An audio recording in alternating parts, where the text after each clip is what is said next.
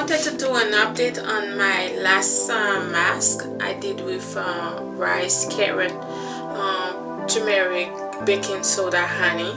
So I didn't have a chance to do it. I was too busy during the week to do it. So I still have some of it because I have a lot of it.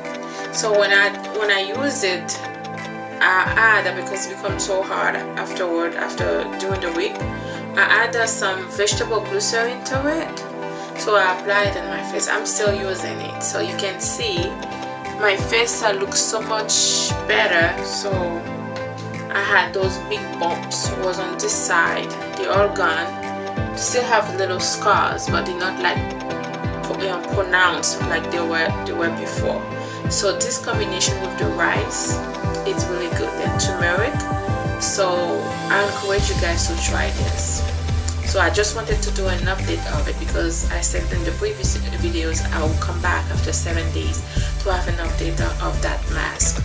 So I'm gonna keep trying other things and to let you know how they work. So I'll keep mixing.